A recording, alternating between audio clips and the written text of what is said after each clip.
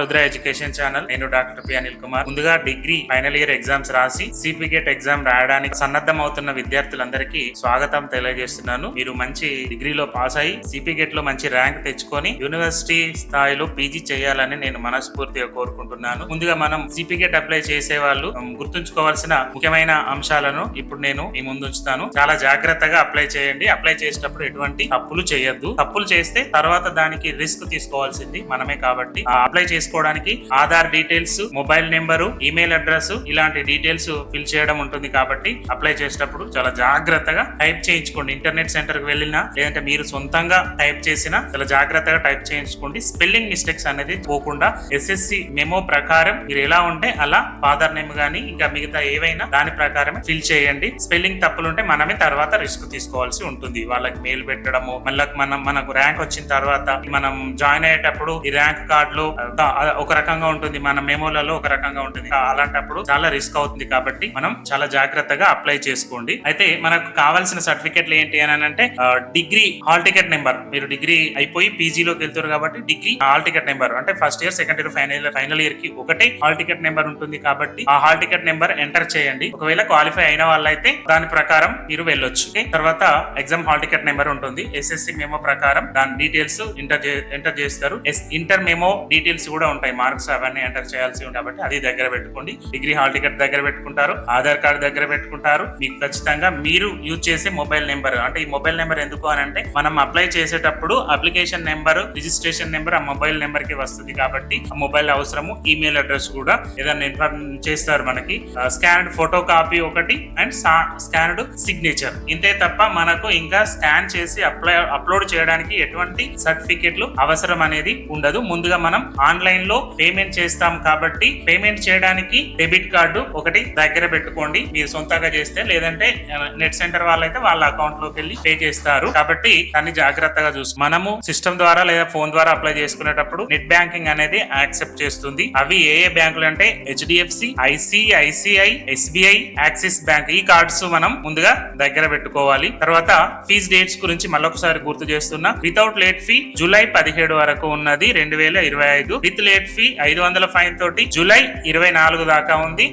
2000 fine తోటి 28 July దాకా ఉన్నది. కాబట్టి ఈ విషయాలు జాగ్రత్తగా ముందుగా ఉంచుకోండి. తర్వాత ఇప్పుడు మనం SSC marks details, inter marks details, hall ticket number ఇవన్నీ ఎంటర్ చేయాల్సి ఉంటుంది. ఒకవేళ అంటే గ్యాప్ వచ్చి అప్లై చేసే వాళ్ళు ఉంటే వాళ్ళ రిజల్ట్ వస్తే ఆ రిజల్ట్ ప్రకారం ఎంటర్ చేయండి. కొన్ని అటానమస్ కాలేజీలలో రిజల్ట్స్ అనౌన్స్ చేశారు. అలా చేసిన రిజల్ట్ వచ్చిన వాళ్ళైతే వాళ్ళు ఏం చేస్తారు అని అంటే రిజల్ట్ క్వాలిఫైడ్ అని చెప్పేసి వాళ్ళు పెడతారు. మిగతా వాళ్ళు మాత్రం వెయిటింగ్ ఫర్ రిజల్ట్స్ అని పెట్టుకుంటారు. ఇలా మనము పీజీకి అప్లై చేస్తున్నాం కాబట్టి యూజీ డీటెయిల్స్ అడుగుతారు అంతే. యూజీ హాల్ టికెట్ నెంబర్, నీకు ఎన్ని మార్కులు వచ్చినాయి అవేం అడగరు. Only hall ticket number enter చేస్తే నీ డీటెయిల్స్ అంతా వాళ్ళకు తెలుస్తుంది యూనివర్సిటీ వాళ్ళకి. కాబట్టి అది మాత్రమే, హాల్ టికెట్ నెంబర్ మాత్రమే ఎంటర్ చేసుకుంటాము. తర్వాత ఏ కోర్స్ చేయాలో ఫస్ట్ టైం మనం డిసైడ్ అయి ఉంటాము కదా, దానికి సంబంధించిన సబ్జెక్టులను మనం సెలెక్ట్ చేసుకోవాల్సి ఉంటుంది. ఆ యూనివర్సిటీ వాళ్ళు మనకు 8 సబ్జెక్టులు ఆప్షనల్ ఇచ్చారు, కానీ 8 చేయలేము, ఒకరు చదవలేము. ఒక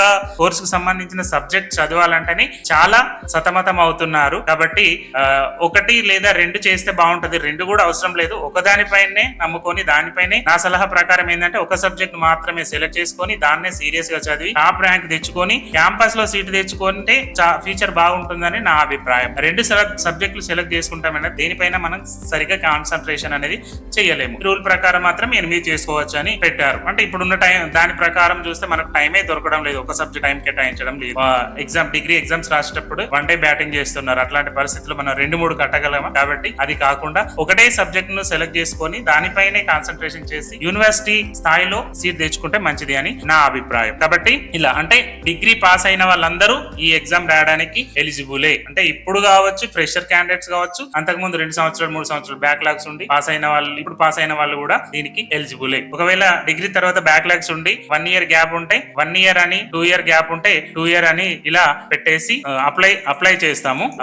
తర్వాత ఒకవేళ గ్యాప్ ఉంటే మాత్రం గ్యాప్ సర్టిఫికేట్ అనేది కంపల్సరీ తెచ్చుకోవాలి. అది ఎంఆర్ఓ ద్వారా తీసుకుంటాము. ఆ గ్యాప్ సర్టిఫికేట్ 1 సంవత్సరం గ్యాప్ ఉంటే 1 సంవత్సరం అని, 2 సంవత్సరాల గ్యాప్ ఉంటే 2 సంవత్సరాల గ్యాప్ అని ఇలా సెలెక్ట్ చేసుకుంటాము. ఇప్పుడు డిగ్రీ అయిపోయిన వాళ్ళకి మాత్రం గ్యాప్ సర్టిఫికేట్ అనేది అవసరం ఉండదు. ఇప్పుడు మనం ఓన్లీ అప్లికేషన్ మాత్రమే చేస్తున్నాం కాబట్టి ఇవన్నీ డీటెయిల్స్ ఇస్తాము. ఒకవేళ మీరు క్వాలిఫై అయ్యాక ఇప్పుడు మీరు ఇచ్చిన డీటెయిల్స్ కి సంబంధించిన సర్టిఫికేట్ వెరిఫికేషన్ లో ఆన్లైన్ లో అప్లోడ్ చేసి చూపిస్తాము. సర్టిఫికెట్లు ఏమి కూడా ఇప్పుడు అవసరం లేదు. ఒక ఫోటో స్కాన్డ్ చేసిన సిగ్నేచర్ అవి తప్ప ఇప్పుడు ఏమి అప్లోడ్ చేయరు. ఇవన్నీ అప్లై చేసిన తర్వాత మీరు ఎగ్జామ్స్ రాసి రిజల్ట్ వచ్చినాక క్వాలిఫై అయితే అప్పుడు మాత్రమే మీ ఒరిజినల్ సర్టిఫికెట్లు అవి కూడా ఆన్లైన్ లో అప్లోడ్ చేసి మాత్రమే చూపిస్తాం. ఆఫ్లైన్ లో ఏమీ ఉండదు. ఇదంతా మీకు ఎగ్జామ్ నుంచి ఈ జాయినింగ్ వరకు మొత్తం ఆన్లైన్ లోనే జరుగుతుంది. ఆఫ్లైన్ అనేది లేదు.